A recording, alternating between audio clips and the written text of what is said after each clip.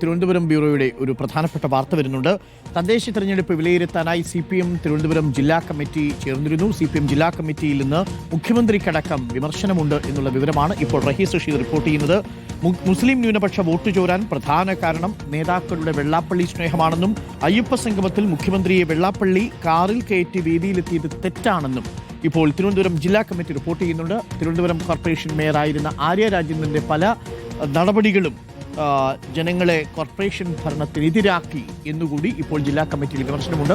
റഹീസ് റഷീദിന്റെ കൂടുതൽ വിവരങ്ങളുമായി. റഹീസ് റഷീദ്, തിരുവനന്തപുരം ജില്ലാ കമ്മിറ്റിയിൽ മുഖ്യമന്ത്രിക്കെതിരെയും വിമർശനമുണ്ട് അല്ലേ?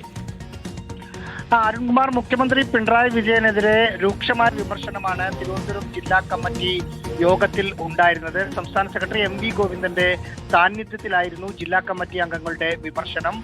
പ്രധാനമായും വിമർശിച്ചത് മുസ്ലിം ന്യൂനപക്ഷ വോട്ട് തിരുവനന്തപുരം കോർപ്പറേഷനിൽ മാത്രമല്ല സംസ്ഥാനത്ത് മുഴുവൻ CPM-ന് LDF-ന് എതിരായി വരാൻ കാരണം നേതാക്കളുടെ വെള്ളാപ്പള്ളി നടേശനോടുള്ള സ്നേഹമായിരുന്നു. വർഗീയ നിലപാട് ആവർത്തിച്ചു പറയുന്ന വെള്ളാപ്പള്ളി നടേശനെ തള്ളിക്കളഞ്ഞില്ലെങ്കിൽ പോലും ചേർത്ത് പിടിക്കുന്ന നിലപാട് CPM-ന്റെ ഭാഗത്തു നിന്ന് ഉണ്ടാകരുതായിരുന്നു എന്ന് ജില്ലാ കമ്മിറ്റി അംഗങ്ങൾ അഭിപ്രായപ്പെട്ടു. ഒപ്പം ആഗോള അയ്യപ്പ സംഗമത്തിൽ വെള്ളാപ്പള്ളി നടേശനെ മുഖ്യമന്ത്രി പിണറായി വിജയൻ കാറിൽ കയറ്റിക്കൊണ്ടുവന്നത് തെറ്റായ നടപടിയാണെന്ന വിമർശനവും ഉണ്ടായി. മറ്റൊന്ന്, തിരുവനന്തപുരത്ത് കോർപ്പറേഷന്റെ ഭരണം പോകാനുള്ള പ്രധാനപ്പെട്ട കാരണം കഴിഞ്ഞ ഭരണസമിതിയുടെ പ്രവർത്തനങ്ങളാണ്. കാരണം അവരുടെ ഭരണ കാര്യങ്ങൾ മുഴുവൻ ജനങ്ങളെ പൊതുവായി CPM-നും LDF-നും എതിരാക്കി. മേയർ ആര്യ രാജേന്ദ്രൻ അഹങ്കാരത്തോടു കൂടിയാണ് പ്രവർത്തിച്ചത്. പാർട്ടി പ്രവർത്തകർക്ക് പോലും മേയറുടെ അടുത്തേക്ക് എത്താൻ പറ്റാത്ത സാഹചര്യങ്ങൾ ഉണ്ടായിരുന്നു.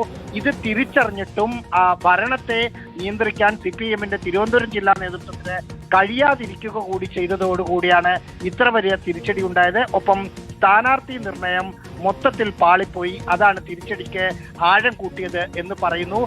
വളരെ ചെറിയ വോട്ടുകൾക്ക് തോറ്റ വാർഡുകളുടെ കണക്കെടുക്കുമ്പോൾ അവിടെ LDF വോട്ടുകൾ ഇനിയും പോൾ ചെയ്യാൻ ഉണ്ട് എന്ന റിപ്പോർട്ടാണ് ജില്ലാ കമ്മിറ്റിക്ക് കിട്ടിയത്.